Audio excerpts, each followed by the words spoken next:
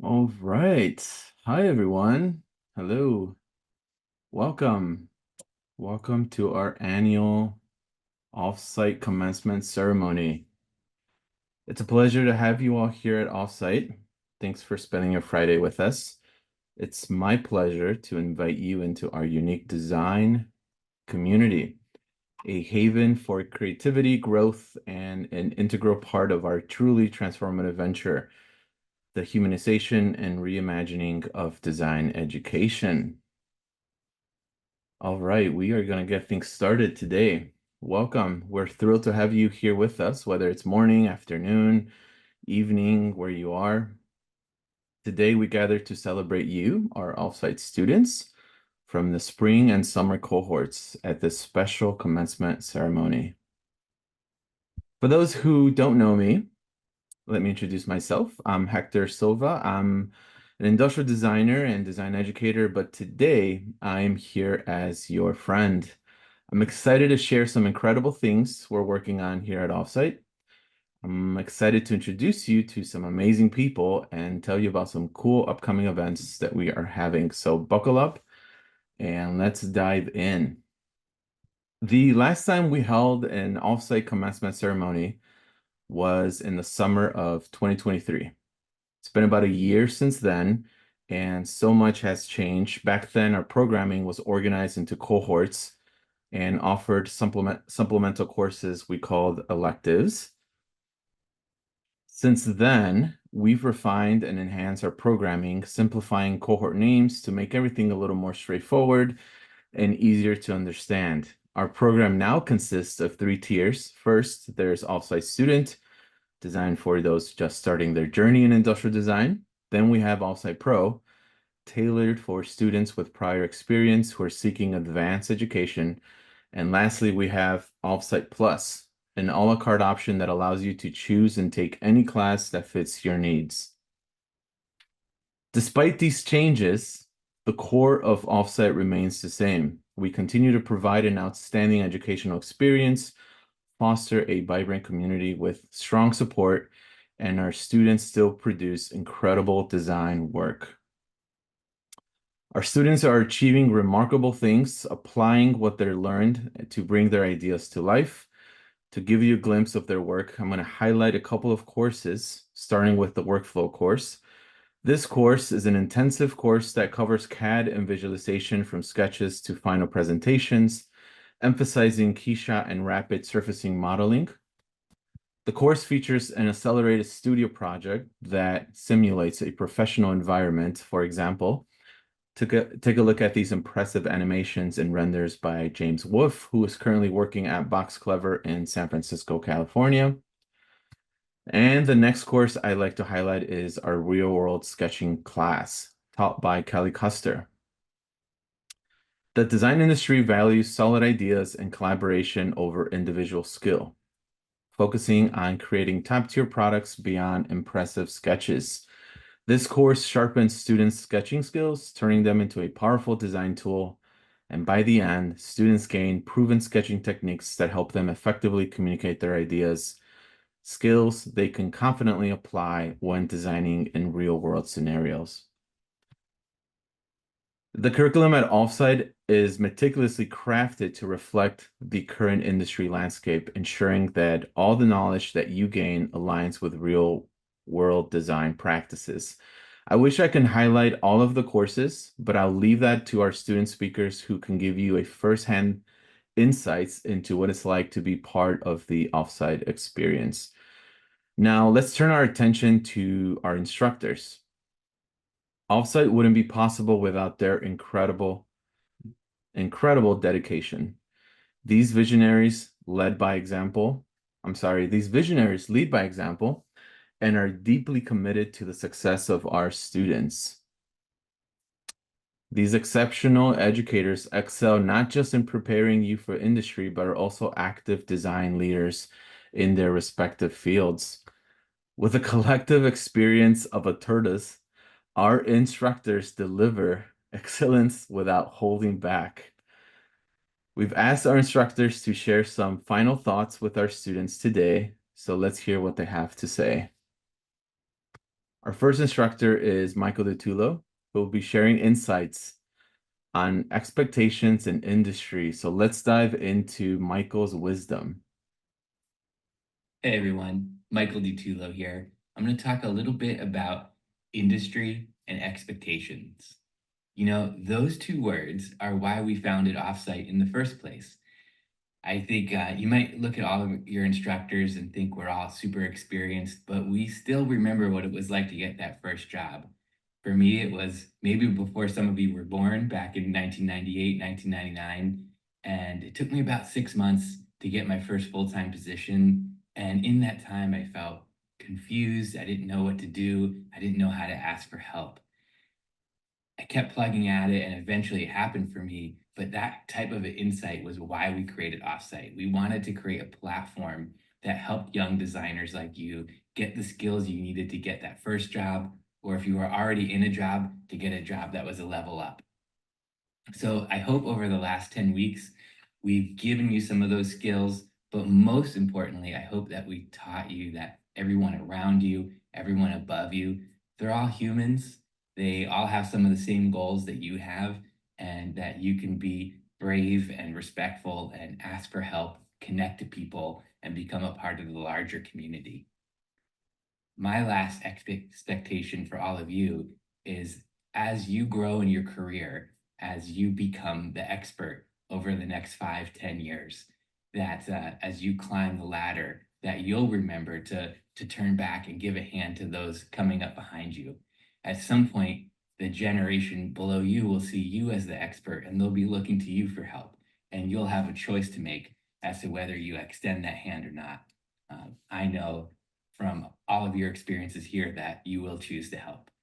So thank you so much for being a part of Offsite. I hope you'll tell others about it. And I look so forward to seeing what you do with your future. All right. Thank you so much, Michael. Up next is Kat Reiser, who will be discussing the importance of authenticity and embracing your true self. Hello, Offsiders. So, we spend a fair amount of time during the program talking about our identities as emerging or seasoned designers. All of that reflecting was only the beginning, though. Make it a regular practice to reflect upon your own values. How are you upholding them? Finding those who share those values and work alongside each other towards a common goal. There's no work more fulfilling. It's important as creatives and also just as people to strive to be our most authentic selves rather than a copy of somebody else. This doesn't just take shape in your identity, but also in your work.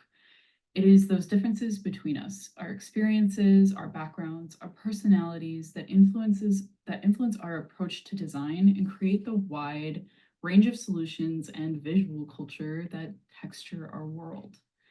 It has been such an honor to go through this process with you all. This group has done an amazing job of identifying their individual strengths and finding their unique voices. Perhaps they were there all along, and it just took us 10 weeks to fully appreciate who each and every one of you are. Either way, I encourage you, all you offsite graduates, to continue sharing those perspectives, speaking your truth, and sketching in your own style. Know that in doing so, you will attract the eyes of those with similar perspectives, further growing in your community and opportunities, and further impacting our world. You do you. Keep going. Congratulations, everybody. All right. Thank you, Kat. Our next instructor is Spencer Nugent, who will be speaking on the topics of honor and humility. Hello, everyone. I'm Spencer. For those who did not take my classes, Design Discourse, Digital Tools, or even Sketching 2, I'm one of the instructors here at Offsite, and Hector has asked me to speak on honor and humility. Now, you are here, 10 weeks, you did the thing. And I think you should feel accomplished about that. It's no easy task to really be drinking from a fire hose from the experiences that your instructors have, from the skills we're trying to teach you, maybe make you aware of certain things, and hopefully help you think a little bit, expand your minds, and so on. It's a lot of work. We push you a little bit here and there, some more than others. but I really think this is a time for you to celebrate. And being asked to speak about honor and humility, what comes to mind for me, anyways, is a sense of accomplishment. So I'll start with humility. We'll work a little bit backwards here. You should be humbled that you did this, you completed. Be humbled that as a part of this experience, you were selected and chosen to be a part of this offsite family community. Some of you have mentors, you've made friends, hopefully made some good memories, and will make more memories as well.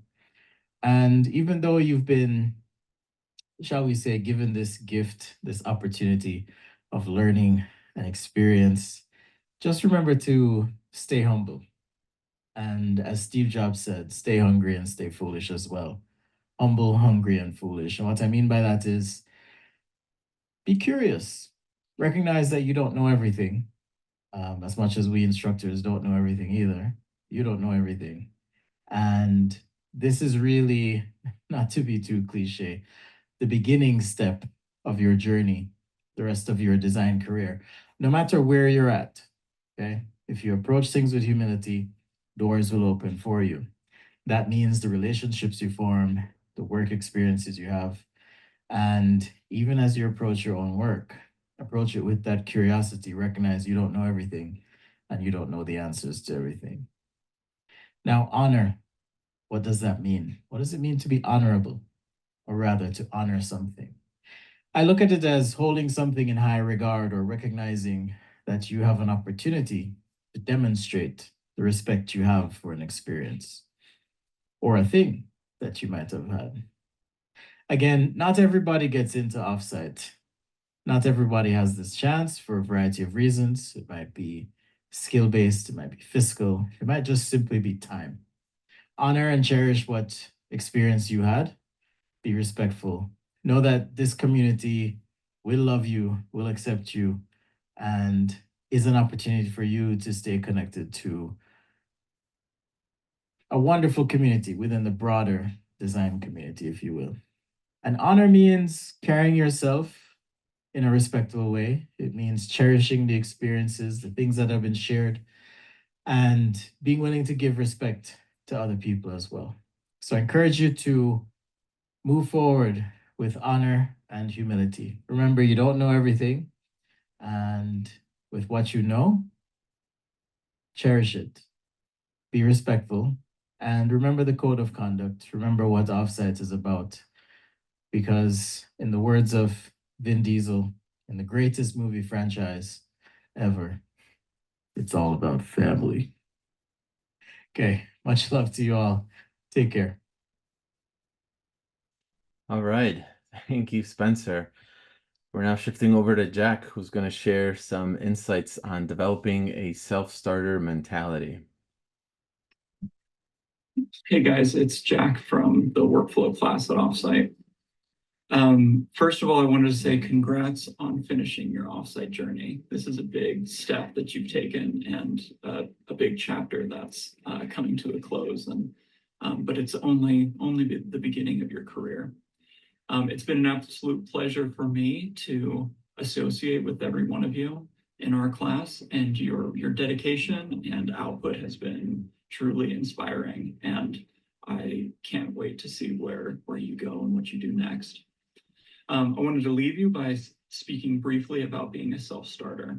The design world, as you know, is very competitive. Sometimes getting an opportunity comes down to a very slim margin. So the way that you can set yourself apart is being a self-starter. That means putting yourself out there and putting your work out there and saying yes to opportunities that come your way. When you're working for a team or with a team, you should look for ways in which you can help and learn from others. Do that actively and not passively. Become a valuable part of the team, not by invitation, but because you want to do the work. You don't always need to wait around to be invited to take on responsibility. Take it on because you know you can handle it and that you want to contribute in that way. The world is out there and open to you to go and build the type of career that you want. Nothing is going to be handed to you, though. You need to go and create those opportunities for yourself. So congrats again, and I wish you the absolute best as you move forward into your careers. And I'm excited to see where you go from here.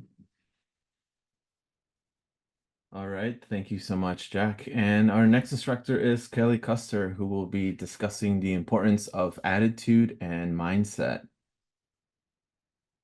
Hi, everyone. For those of you who don't already know me, my name is Kelly Custer, and I am the instructor for Real World Sketching. First off, I want to give a big thank you to all of our mentors and guest speakers. All of you so generously shared your time and expertise to better our community, and that's really greatly appreciated. And congratulations to all of our students for making it through our grueling program. As you can probably feel, this is a huge achievement, and you should be very proud of yourselves. So I want to kick you off with one last real world lesson, if you will. Spare you from something that I did that I advise you not to do, which is don't waste your time looking for a shortcut because there isn't one, unfortunately. There's no magic bullet, no cheat code, and no get rich quick hack. Trust me, I've looked. Instead, I've learned over the years that to be successful, you've just got to gain experience and build a reputation. It's as simple as that. It's not easy, but it's as simple as that. So how exactly do you do that? I found can be summed up by you just need to put in the work. Okay, so keep your head down, consistently show up, treat others well, put in the laps, give yourself permission to experiment, and then with each of those experiments, roll all of your learnings into your next rep. Okay? Always strive to get a little bit better at your craft over and over and over again. And lastly, create opportunities for yourself if they're not being handed to you. Okay. So if all of that sounds hard to you, you're right, it is. And it takes time and discipline. But that'll be precisely what sets you apart and makes you stand out above the rest. Okay. So I've said a lot, but I'll leave you with this. Put in the work and you'll get where you need to go. Okay. Thank you again for your commitment to Offsite. It was a true pleasure to work with all of you, and I can't wait to see where each of you go from here. Last but certainly not least, our instructor Dominic will talk about becoming an autodidact with a special guest appearance from a familiar friend. Hey everyone, congrats for making it this far, especially if you took manufacturing, which is the absolute worst class of all, as evidenced by those of you who did not turn in your final assignment. But Offsite is over and we are done holding your hand. So now we are thrusting you back into the real world. And so it's up to you to apply what you've learned here and continue to work on being a self-learner. And so I encourage each and every one of you to become an autodidact. Now, if you took my class, you know that I like history, I like language, so what's an autodidact? That is the Greek word for a self-learner. And you have already taken this first step by coming to Offsite. You have shown that you have the capacity to become a self-learner and that you've taken your education into your own hands. But just because it's over doesn't mean that it's over. And so we want you to continue to build upon the skills that you've nurtured here, to continue to explore other avenues of education, even if it's not Offsite, to continue to search tutorials, to continue to experiment your own practice, and to continue to keep learning. That said, the goal of Offsite is not just to teach you, but to help foster an attitude of lifelong learning. And a designer that I really admire once said that luck is the intersection of preparation and opportunity. And so we want to make sure that you're always prepared for that next opportunity. So that concludes my TED Talk. Thank you, everyone. Please stay in touch. And I hope that we all meet each other in person one day. It's been a pleasure. And as a bonus, you can see here who's been making all the noise during our classes.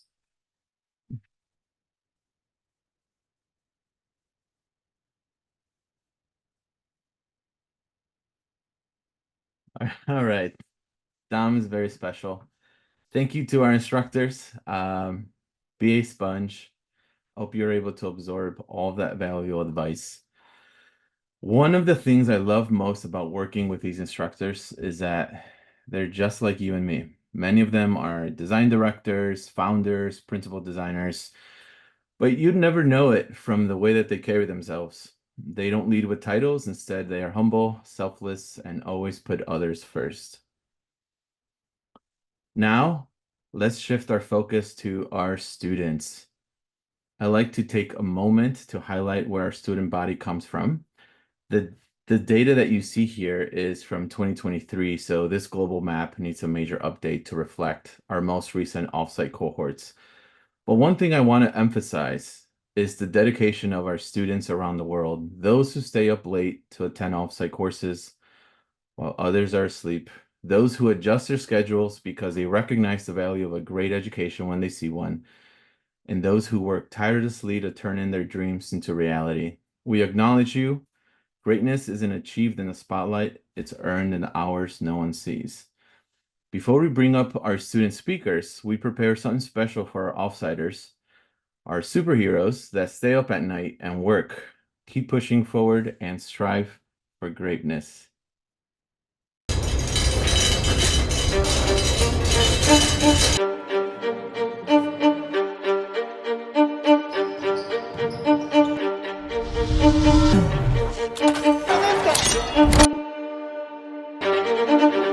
Winner is my middle name.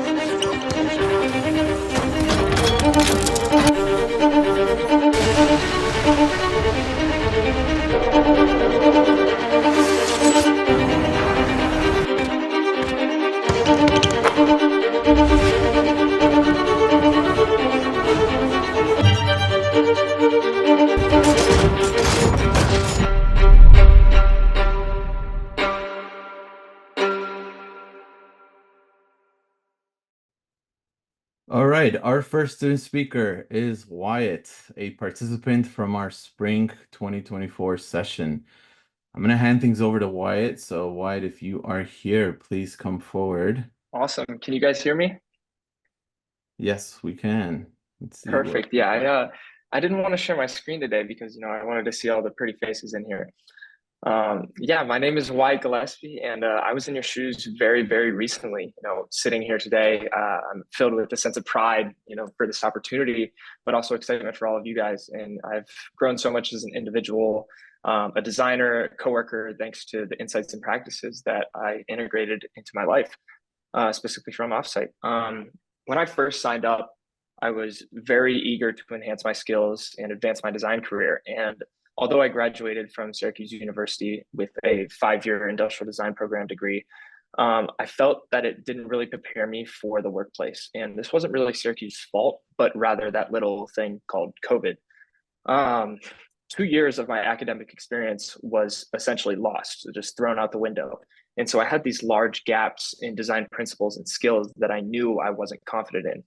And so through the classic postgraduate networking, I had found myself networking with many successful designers. And after talking with a lot of them, they all had one thing in common, and that was Offsite. And so many talented designers were graduates of this program. And after learning more, essentially, I was sold. Just to see Spencer's name automatically wrote me in from the beginning. And so I'm sure you guys have looked over your courses, and I'm here to tell you, just how excited you should be. Your first course will probably be Design with Business with Michael. And this class is just so crucial because it teaches you how to align your creative ideas with real world business needs and constraints. And so typically that's not covered in university. And so I think the knowledge that this class has given me not only makes me an asset in my designs, but also to my employer. And so learning how to create designs that drive success and create real value is super, super important. Discourse with Spencer taught us that not only we need to understand ourselves as individuals, but we also, it's key to understanding how we want to develop as a designer. And so his class really emphasized, to me at least, that it's okay to change paths and not have everything figured out immediately, because that's exactly who I was 9 months to a year ago or whatever. I had no idea where my life was going to take me, and now I'm in a place of stability and peace, both in my work and personal life. Dominic's manufacturing class, like he said earlier, is the worst class of all time. I hate it. It's horrible. Just kidding. that was actually a super good highlight. I never realized how complex everything was from concept to product.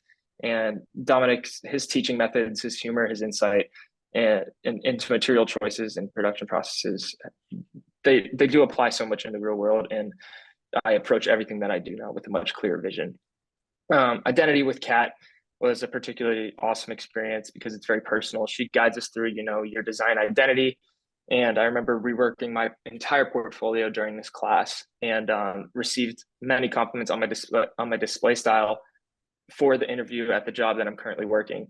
And so it's insane how everything here makes such a difference. Real world sketching, like we spoke about earlier, total game changer. I didn't really struggle with sketching that much, but I struggled with communicating within my sketches to the people who were looking at them. And so I left that class feeling like $1,000,000. So essential. And then workflow, Tyler and Jack were so awesome. This was the class that was super crucial for me because this was those gaps that I was missing. I needed to refine my product visualization techniques, and I studied this class so intensively. I mean, I rewatched all the recordings. I even bought one of Tyler's default environments for Keyshot just to match his screen. That's what's so great about Offsite is that you can hyper focus on one element if needed. And I think I can contribute a bunch of my career success in the last year, particularly to these practices. And especially for me, I was a pro student. You get a personal advisor along the way. So it's just so valuable. My mentor, Aiden Rosario, he just gave me so much invaluable feedback and advice throughout this whole process. And, he helps you navigate each and every challenge. And then I also didn't really view him as a mentor this entire time. I viewed him as a friend. So just like anyone else in your cohort, speak to them the way you'd speak to the new people that you're going to meet. And to kind of close off a little bit, you get out of this program what you put into it. So it will be so challenging if you're really going to dive in. So start off strong and, engage deeply into these classes so that you can build a sense of community early on. Make those friends, participate in the studio, meet up with people inside and outside your classes. It all makes a difference. And, to finish off a little bit as well, today I'm currently working as a junior designer and illustrator at a company called Jack Morton Worldwide in Manhattan. You can see I'm 27 floors up right now in the office. And what I do is I create full environments in Cinema 4D for high profile clients like SportsCenter, ESPN, NFL, CNN, Fox, and so many massive corporations. My company itself has 750 employees worldwide, and only about 6 are CAD and 3D specialists. So I found a very niche sector of the design world where I can apply my skills that I didn't even know existed. So there's just so much opportunity outside traditional ID. So always keep your eyes and ears and mind open. And, I contribute so much of my success to the rendering techniques that Jack taught me and that Tyler taught me. And then a combination of my corporate personality with, Kat's identity or Tyler's communication, and just Kelly's methods and Michael's business strategies. It all goes into your work if you can apply it and look back on it. And so this is just, it's an invaluable experience, so make the most of it. And I just wanted to, thank everybody again for giving me the opportunity to speak. Thank all my classmates. You can always reach out to me on LinkedIn. I'm horrible at Slack. My company uses Teams, so that's what I'm on all the time. But yeah, I can drop it in the chat if you ever want to talk, whatever. Good luck, guys. Just get after it. All right. Thank you so much, Wyatt. Really appreciate it. Our final student speaker is Jasmine, a talented and emerging industrial designer who completed our Offsite student program this past summer. So with that being said, I'm going to go ahead and turn things over to Jasmine, and I am going to stop sharing my screen, and Jasmine will share her screen. Great. Hey everyone, I'm Jasmine. I'm so excited to represent the student cohort here today. So to get into how I got here, in the last 6 months, I've had a lot of changes in my life. I quit my tech job. I've lived in 11 different countries. I've picked up many new skills that you can see here, all while pursuing a completely new career in design. So I thought I would take inspiration from Kat's method class, and I created this ERAF to sort out how I got here today. So 6 months ago, my world revolved around custom AI hardware at Microsoft. The entity I was most familiar with was technology, highly structured, efficient, and technical. Every day I was surrounded by cutting edge hardware, but something was missing. The relationship between my work and my own creativity felt distant. And like many can probably relate to who have done this career switch, it became clear that my role, although it solved highly specific problems, it lacked the element of human connection. That's when I discovered the field of industrial design, where the flow of ideas, creativity, and human-centered solutions drew me immediately in. But like all of you have probably experienced, that simply led me to what Ida Glass has coined the gap. The difference between one's taste or current expectations of themselves and what they are able to achieve with the skills they currently have. For somebody who found out about the term industrial design 6 months ago, this was a tremendous gap. But I did what I always do when learning new skills, and I turned to Reddit, where I found Offsite, which fortunately had a program for complete beginners. With no expectations, I joined with the goal to just learn and hopefully get a new hobby that I could then dream to eventually turn into a career. Through the next 10 weeks, I was able to completely transform my skills. Y'all probably can't tell, but this first image is a screwdriver. There's hairy lines, incorrect ellipses, poor arm control due to weak arm muscles, honestly. But luckily, with the help of Hector's class, I was given the fundamentals to transform these sketches into what you see on the right here. Confident lines with clear perspective, not only able to communicate these ideas, but able to assess the concepts that I thought of and make design decisions.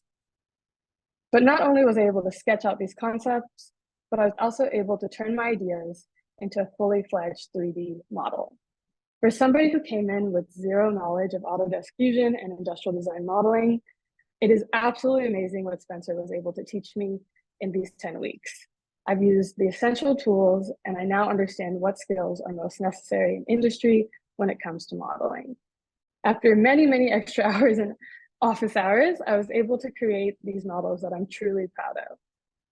Now, when I think back to how I was able to surpass my goals, there are 3 things that really come to mind and that I would help advise for others doing the program.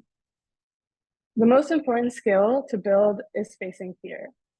For the past 6 months, I have uplifted my life and changed all aspects of it, and that is to fight my biggest obstacle, myself.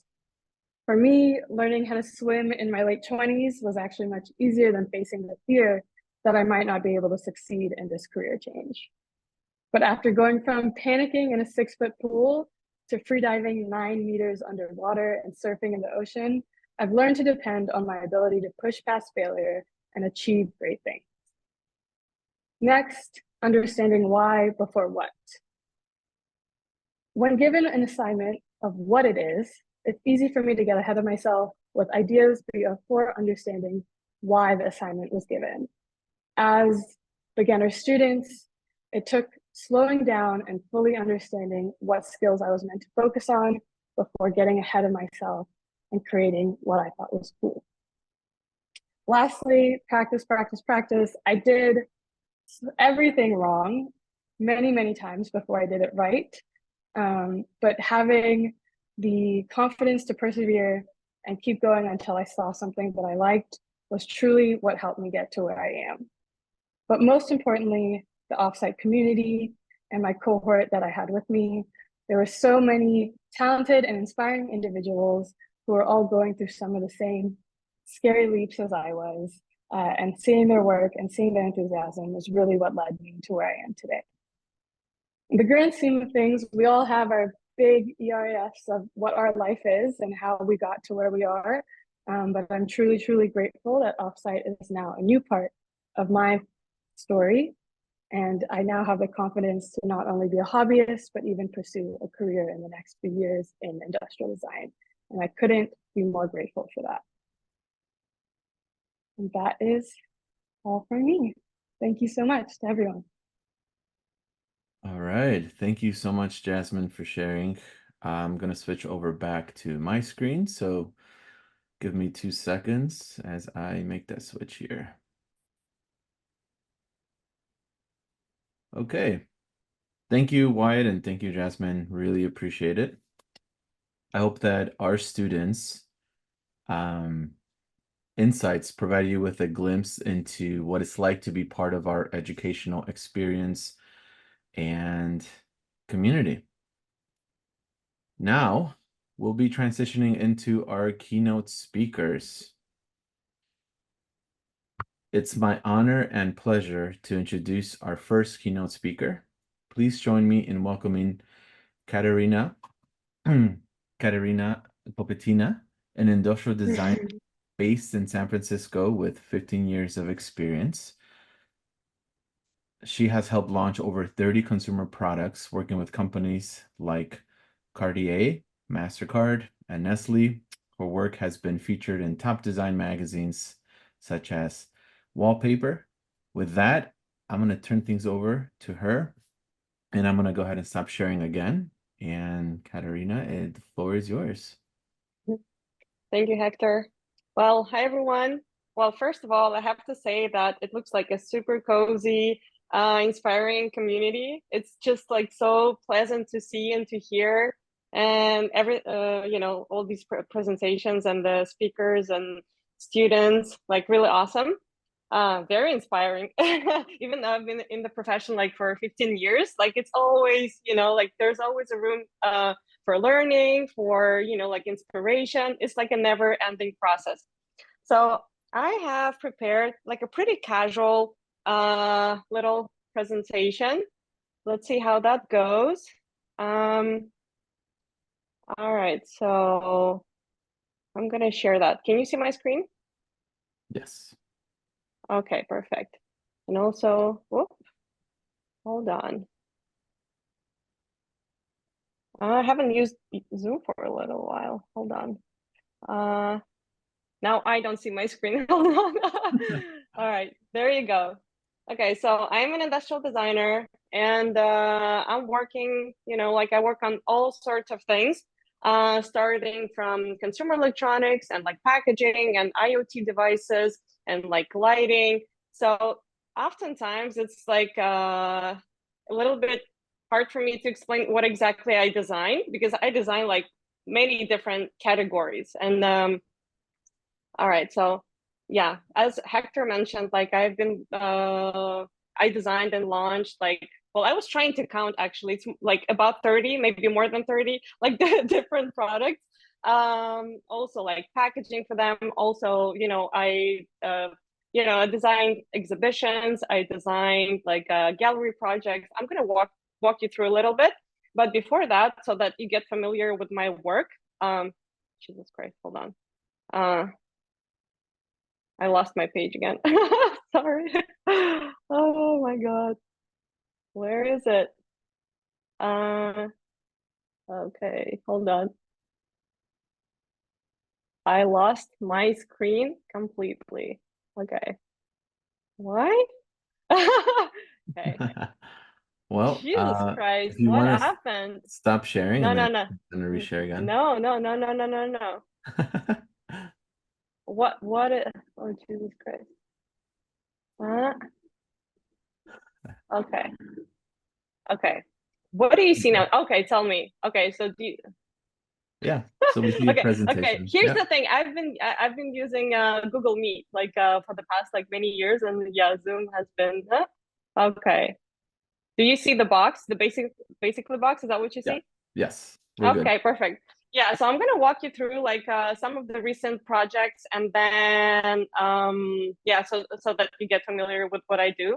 And here's one of the examples. Like, so for the past 4 years, I've been working with startups, hardware startups, like fashion startups. So this is a sugarcane box for an apparel startup. Yeah, it was one thing. So another thing is like very complex hardware hardware startup. It's called Bounce. It's a German startup, and we designed it from scratch during COVID, which was like really like not an easy thing to do, because it was like I was here in San Francisco and they were in Germany, but somehow we managed to raise $11 million to continue working on it. So this is also like one of the designers one of the things that designers do. We help our companies to not only design products but also to build everything around it so that people understand what that is, how this works, and why is it good. Yeah, so that's another example. Something that you see on the poster on Instagram. So this is like a little project from pretty it's not a very recent one, but I still love it. It's a little power bank. And so on the other hand, the things that I love designing, and I still love designing them, is like completely no tech product. So this is also something that I started with. Like I started with lighting. This is one of the like gallery projects. So this is a collection of hangers for planters. And interestingly enough, that was like one of the most media successful projects that I designed. And that was all, like in the era when I was working as an independent designer. I'll share a little bit more about like the different pivot points in my career. I think I have like a pretty unusual path how it happened. So now I'm just gonna walk you through a little bit. Yeah, so you see some lighting, then you see this is one of the pretty recent projects. So this is another startup. And it's AI powered device for female fertility tracker.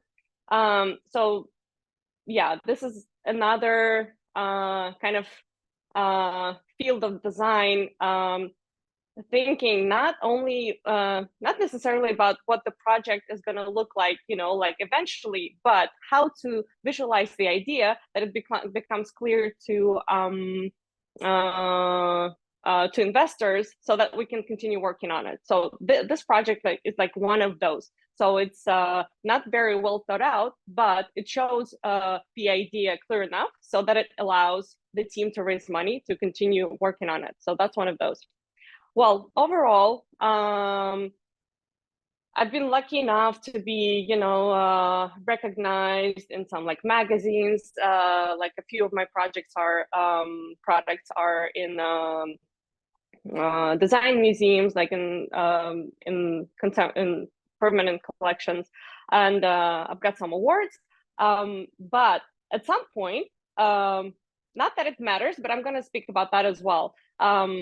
At some point, I decided that, you know what, I want to work on like bigger projects, more interesting projects. I want to work on bigger brands. And that's when I realized that this is something that I need, that like I don't think I can do it on my own, and I would need to learn from the best in the field. And after like 7 or 8 years of working independently, I decided to join a studio, which was quite an unusual kind of turn. Usually it's like the other way around. Yeah, and so that's when I joined Fuse Project. And you might be familiar with these projects. And so that was like a very big shift. So I was already, by that time, I was 30 years old. I had like my career. I've had successful projects, and I was like, the only designer doing that. And then at some point I was like, well, let me try something new. I was very curious to try something new. And so the moment when I joined Fuse Project, there were 100 people there. And I don't know if you see my mouse, but like this is me sitting here on top. Yeah, so that was a really incredible moment of my life. So to sum it up, the type of experience as a designer, what I had, includes being an independent designer with its pros and cons, being a part of a large studio with its pros and cons, and then also another thing that I've done, and then that I'm also like doing now, is that like I launched a brand. Like I had like my own little company, and I'm building it again in San Francisco. And I'll speak a little bit about that as well. But when I was preparing for this, like this conversation, I was like, okay, what is it that I want to, what is it that I actually want to share? And I thought that probably what I find important right now is that I thought I'll probably speak about something that I wish I knew when I was just like a recent graduate. Like, what are the things that I would like to know myself? And it's like, all of this can be overwhelming. There are so many amazing projects out there. There are so many great companies. Like you open up the zine, and there are so many projects that sometimes it gets overwhelming. And so the question could be is like, where do I start? Or like how? What's next? And so every time, even now, when I have this, like question to myself, I'm like, okay, I'm gonna start by doing. It's not always that we have things like figured out. It's pretty much like there's no such like point. So when I started, and it was like 15 years ago, well, I'm from Russia originally, and that's where I've been living at that point of time. And there were like no good studios to join. Like I literally couldn't find a job because I didn't want to join any studios that were out there. And so I started looking for freelance work, and I started designing events. Okay. Yeah. And not that I loved that work. I always knew that I want to design objects. And while I was working on, like those, I was pretty much working as a set designer for luxurious brands. And then in the meantime, I was working on my own product. And so like I had no idea like what's gonna happen, what I'm gonna do with it, but I started working on my lamp. And okay. So what eventually happened is that it lasted for quite a few years. But what happened with the lamp, like I launched it, I designed it, I started like showing it all over, and it just became super popular. People wanted to buy it. Eventually, it became like one of my, like signature products that most people would recognize me for, is like this simple lamp. Eventually, I sold over like 1,000 lights. It became, like like a very well known in the European part of the world, like Europe, Russia. There are many interiors that have it. And so I did that, but like it was like my side project. So I was just curious. I just wanted this thing to happen. And so that this project pretty much is what helped me, like show myself as a designer, as an industrial designer. And then slowly I started like, so that lamp started getting attention. And through that lamp, I started having like clients. So by that time, like I was like, okay, so if somebody wants, me to design something for them, let me see what it's going to look like. So it sounds kind of funny now, looking back to that kind of era. But I was, I think the important thing was for me to not know what am I, I didn't know what exactly am I doing, like in the way of that, like I didn't know how complex those projects were gonna be. So sometimes like this lack of knowledge what you're starting is kind of a good thing. Like the combination of being having enough courage and like just to say yes to things. I think that's what really helped me, get my first significant work. So these things, well, I started them, like I designed them from scratch for pretty big companies without having that experience. It's like what I realized is that like after I joined Fuse Project, is that what I found out is that many designers, like when they work in bigger companies, it takes years for them to get to the point when they would be, like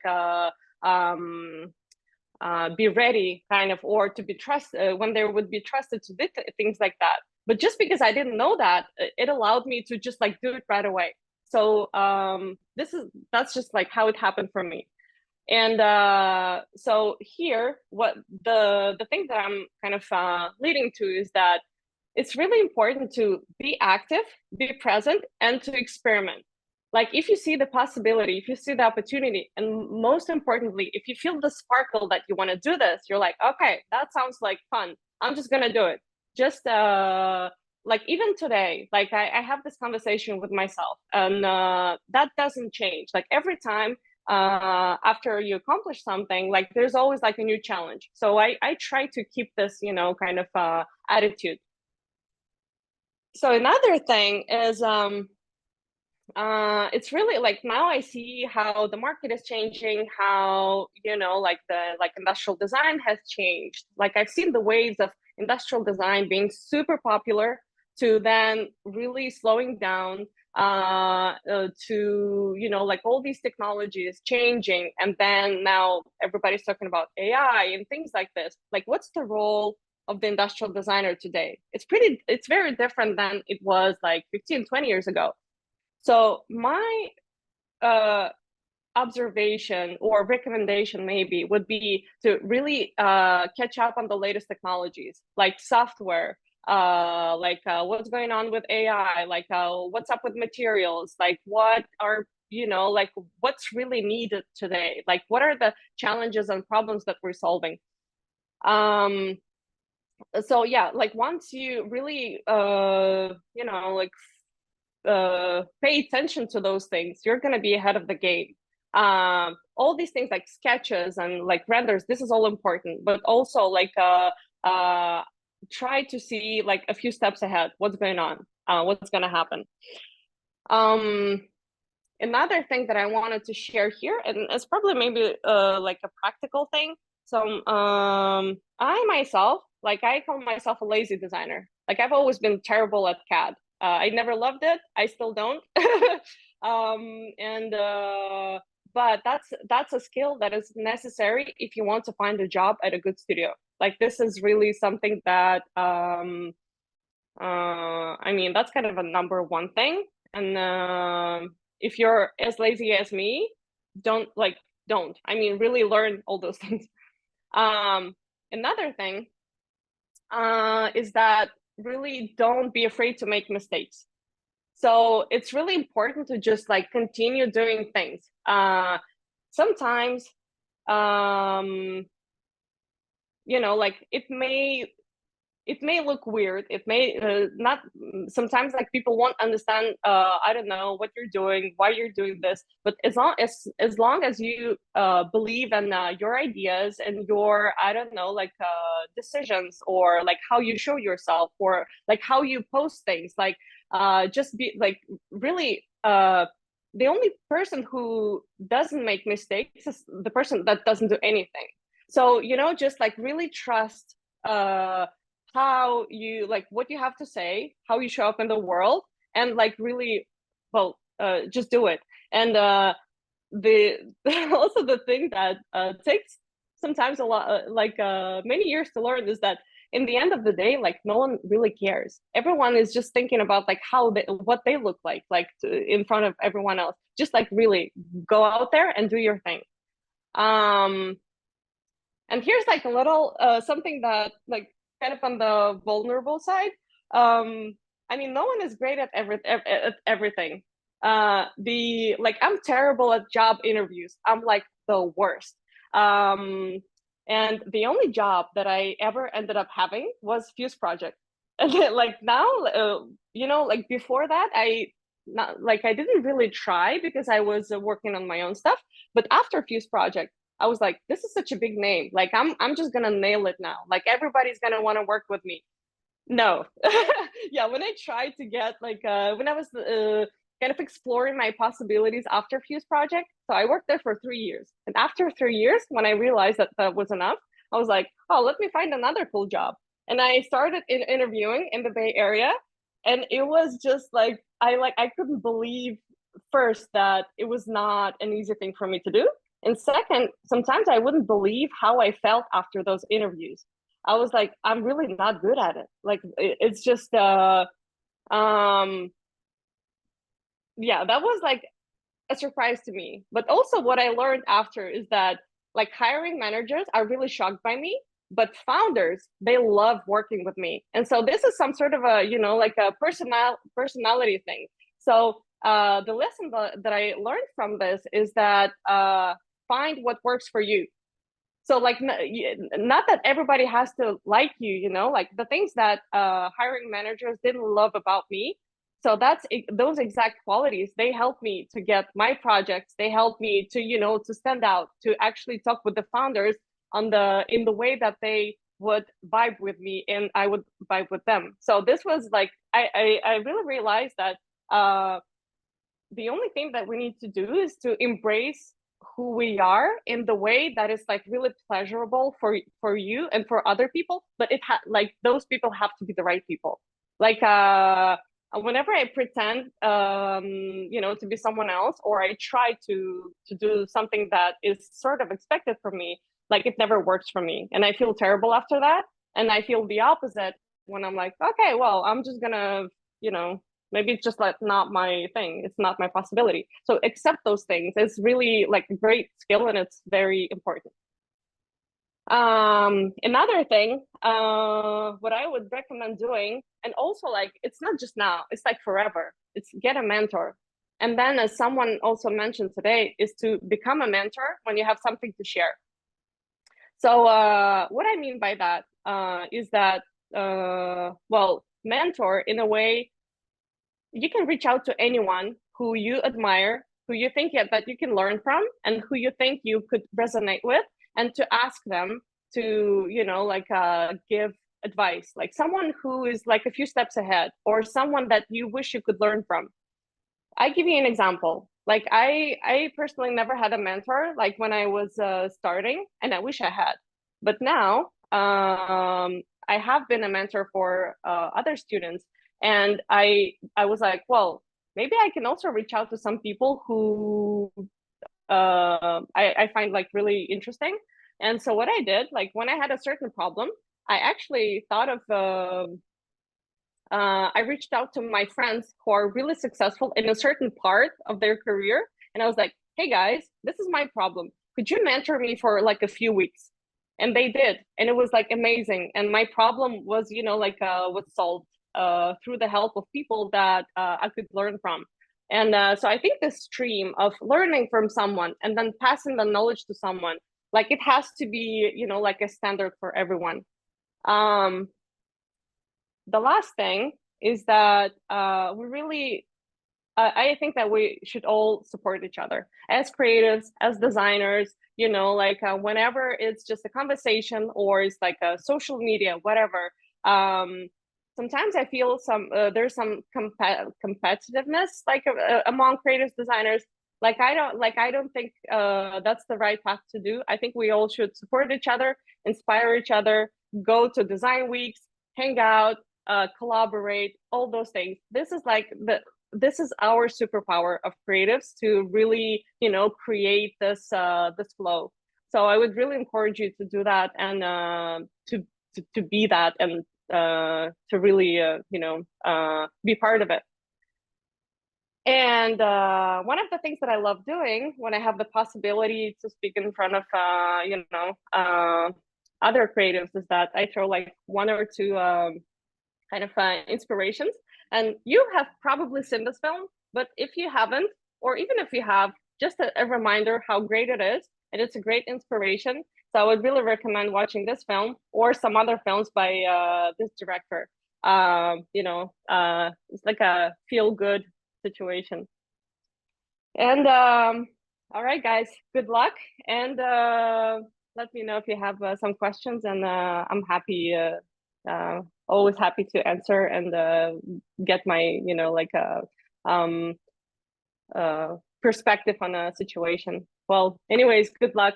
everything looks great from what I could, from what I saw today. Like, I'm sure it's gonna be like a fun journey.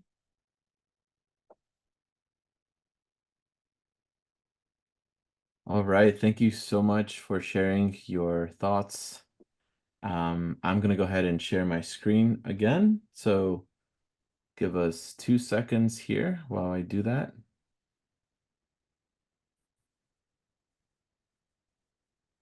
Okay, our last speaker is Victoria Chang, a Taiwanese American industrial designer with 5 years of experience.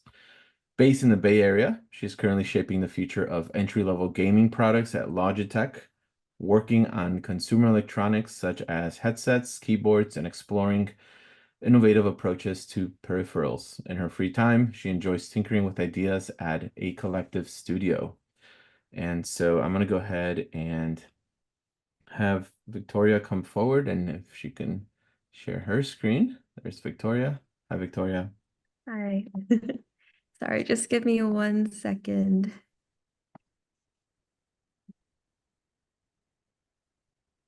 And I'm hoping, Victoria, that you have experience with Zoom. That would be great. I do, but my computer often has a lot of issues. So can you Fantastic. see my screen? Yes, we can see it. Okay, amazing. Thank So you. yeah. Thank you, Hector, for the introduction. And hi to all of you guys at Offsite. And yeah, I'm so happy to be part of this community now because it was really inspiring to hear everyone's stories. And it just brought me back to the same feelings that I had when I was first joining the industry. So yeah, I'm just really excited to be here to speak with you all. And I think first off, congratulations are in order. You guys should all be really proud of the efforts you've put in and all that you've accomplished over these intensive weeks. So I'm really excited to see the future work that you're going to create.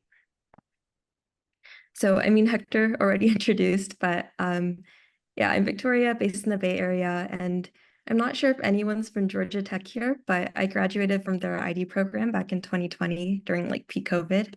And yeah, I'm currently leading the next gen of entry-level gaming peripherals at Logitech. So today I wanted to share some things that I wish I knew straight out of design education. To give a little bit of background, in my last year of college, I was feeling incredibly underprepared to enter the design industry. I felt this really big gap between, my learnings from the school curriculum and the actual quality of work that was needed to break in. So like I had the literal tools and knowledge, but I didn't know how to apply those skills. So I'm really glad that Offsite exists to give these tools and support to, you guys who may be feeling the same way.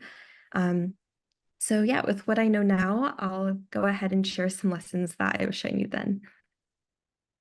So the first one might seem obvious, but it's to get to know yourself. I think it's important to find and do what excites you. Like what are products that you want to create and bring to life? If you guys haven't already thought long and hard about it, there's like specific fields you can enter, like consumer tech, beauty products, furniture, lifestyle, healthcare, etc. And even within these fields, you can apply your skills differently. So who knows, you kind of lean more into 3D viz or like 3D modeling instead of traditional ID. But I think the world of industrial design just lends itself to so many opportunities. And it's really easy to just dive into the very first opportunity you have at hand. But I think each unique field has its own distinct skill sets and approaches that you pick up. So what you experience early on molds your views as a designer, and it's good to have a specific field that you're inspired by to actively work towards. I think another place you can start thinking is what type of impact do you want to leave?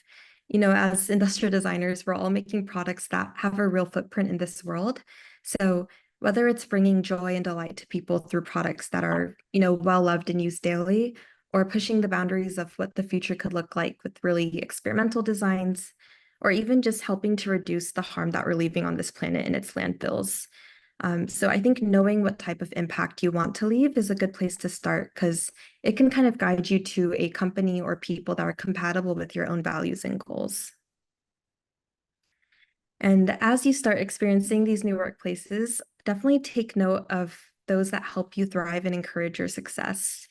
So when I was first starting, in this industry, I didn't really know what to expect working in agencies and startups versus corporates. So I think something I wish I knew then was just how different the workflows and environments were. So I think from my experience, I always felt that in firms, it was always more of a sprint. So you get to work on a really large variety of products much faster, but you might not be the one seeing each project to the finish line. You're kind of thrown like in and out of specific parts of the design process, and then you have to jump to the next one right away. So for example, in a week, you might be sketching on a robot and then CADing for a wearable. And then on Friday, you're like pulling together renders for a totally different client. So it keeps you on your toes and really forces you to sharpen your skills quickly, which is good because you learn tricks to work efficiently. But if you love the ideation phase and just cranking it out, I think it's a great place to be. Whereas I think in corporate, it's a lot more like a marathon. So you're able to really deep dive into products, which is how I found I personally work best. So instead of jumping around to like different design phases of multiple products at a time, you're usually just on 1 to 3 products from kickoff all the way to market launch. So you get to do the wide ideation, but you're probably spending more time like deep in the details than not. And on a day-to-day basis in corporate too, you're working very closely with multidisciplinary teams. So the end product isn't just the result of your own efforts, it's an amalgamation of like everyone's efforts and expertise. So it's more of a team sport, which I find really rewarding. I think the bottom line is like both are great to experience as a new designer. There's not a right or wrong or good and bad place to be. Really just find what workflow matches your interests and helps you put out your best work. And I think part of knowing where you thrive best is just being aware of the people surrounding you. Because I think your growth as a designer, it's not just like the result of your own capabilities. The people that, like support you make all the difference. So having good managers, mentors, supportive teammates who want you to succeed is so important to give you this firm ground to shoot up from. So I think some of my mentors early in my career are the ones that I'm eternally grateful towards, because they really empowered me to be the designer I am today. So, while you're just absorbing and being a sponge for these new experiences, I think it's good to think about like if the surroundings you're in are those that are good and healthy for you in the long run. And so the next piece of advice I'd give is to be intentional and to take the time to curate yourself with the skills and knowledge that you've gained. So I think that's why getting to know yourself first is so important, because it's hard to be intentional when you don't know what you want as a designer. So for me, I always knew that I was interested in consumer tech. And in my graduating year, I actually had a full-time offer from a previous internship that was not tech related. But because of my passions and interest in tech, I took a huge gamble, turned down that full-time offer, and then went to Logitech for an internship to see if my excitement in tech was something that's actually, grounded in reality, which at the time was absolutely terrifying. And looking back, probably a big risk that I don't know if I should have taken. But yeah, it was risky because I hadn't even received an offer at Logitech during that time.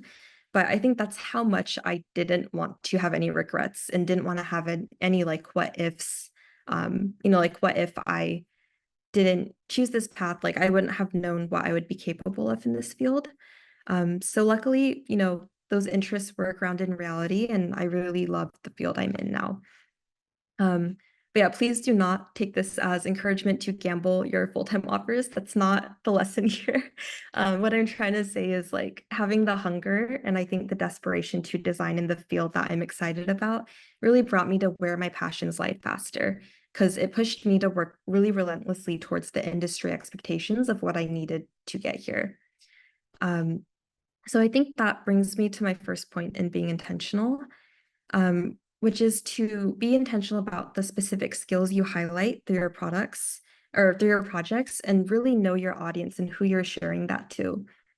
So I think something that became obvious to me over the course of interviews was that different works resonate with different companies and agencies. So before applying and interviewing, take the time to get a feel of each company or agency's unique aesthetic preference or even niche skill sets that they look out for. and try to tailor yourself, or maybe just lean more into yourself to, you know, match, or I guess tailor to them. So for an example of that would be like, do they put extra work on an understanding of making things work, or do they look for designers that are able to work within like an established brand design language? I think figure out which projects of yours are best applicable for that specific interview. And I think like an example of that is like if you're applying to a tech company per se, but you don't have any tech products on your portfolio, that's totally fine. Just make sure you're presenting projects that demonstrate, your understanding of complex parts coming together, or how feature sets could be implemented through like a different type of product. And if you have time, passion projects that are actually aligned with the company, I think is the best way to show your interest.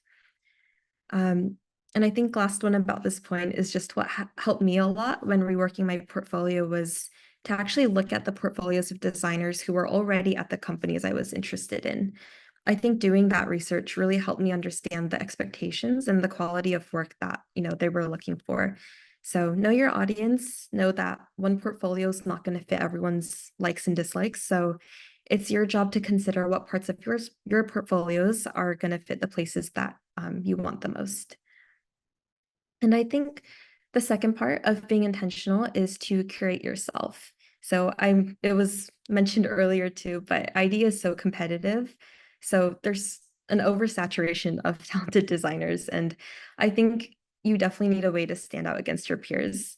And I think one of the best ways to do that is to create this distinct design identity for yourself. And yeah, a way to implement that is to like create visual cohesion in your work. So if someone takes a quick glance at your portfolio, they should be able to get a feel of your aesthetic and your abilities right away. Whereas I think if there's a mismatch in visuals, it can be kind of confusing, where certain projects might be liked enough to reel in an interview, but then other projects, maybe those that are like outdated or you haven't gotten to reworking, can leave the hiring team feeling kind of uncertain, like which one is a true representation of your aesthetics and skills. So I think you don't need to show every single project you've worked on. Quality is definitely better than quantity here. And once you start working, communication is so important. So I think it's important to remember that your unique voice is valuable and important. So as a junior designer, you might still be feeling out what you think good design is, and maybe you're nervous to give your opinions during design reviews. But I think every designer has their own way that they would approach a product. So sharing your voice to the mix is so important because that's a new perspective. So I think maybe to build your confidence in speaking up, just knowing your distinct identity as a designer and how to talk about form and design can kind of give you that confidence to, speak your perspective. And I think it's also really important because you're often working with non-industrial designers. So, business engineering, or like a client that you take on at a firm. So they won't see the same things that you do through the lens you have as a designer. So if you're afraid to voice your opinion, it's so easy to, get lost in a sea of voices and be pulled endlessly in just so many conflicting opinions. So believe in yourself and have confidence in your own stance. And so when conflicting opinions do occur, which they will, and they will often, it's important to remember that you're all one team. So you guys all have one goal, which is the project success. So when you're met with pushback from other disciplines, it's easy to kind of get frustrated and, think that they're your enemy. Like when engineers asking for extra millimeters that, are going to destroy your product's visuals, or when business is like pushing really intensely on cost and asking you to rework parts of the design. It's just important to remember that just like it's your job to filter through their feedback and make decisions best for the product, it's their job to filter through your feedback and make decisions based on, what's best for their discipline.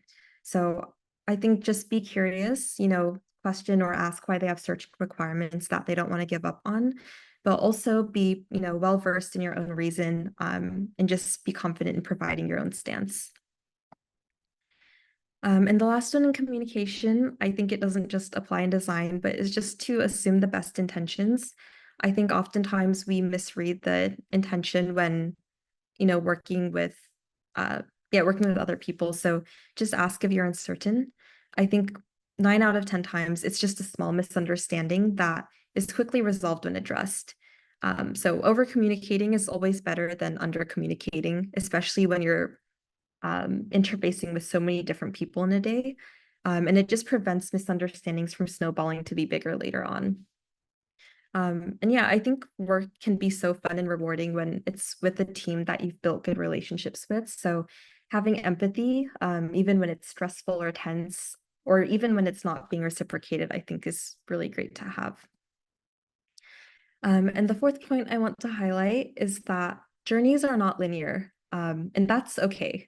So just because you don't land your dream job in your first, second, third, or even like 10th job, it doesn't mean you're never going to get there. And every place you go, you're going to have these valuable takeaways. And you might even learn like what you thought was a dream job is not your dream job at all, because you're constantly gaining like new personal requirements of what you want from a workplace through your ongoing experiences. And I think as a designer, I understand it's easy, I guess, to lose interest if you're not excited about the products you're designing. So I think if you're unsatisfied with your current place of work, like make the best of it and maybe think of it as a stepping stone to pick up new skills at. But I think as long as you're passionate and putting in the work, you'll get closer and closer to where you want to be with each jump. And the last point, and I think arguably the most important, is to be kind to yourself.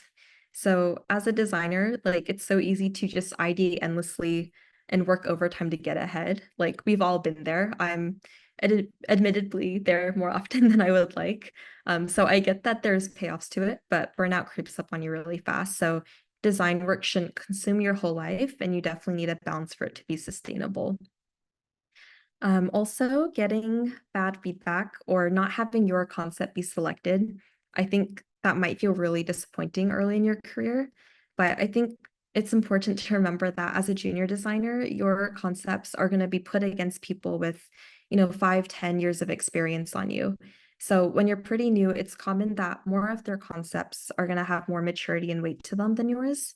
So I think instead of being harsh on yourself, just keep an open mind, just be a sponge and learn from the feedback and think of these as like normal growing pains and the opportunity to improve.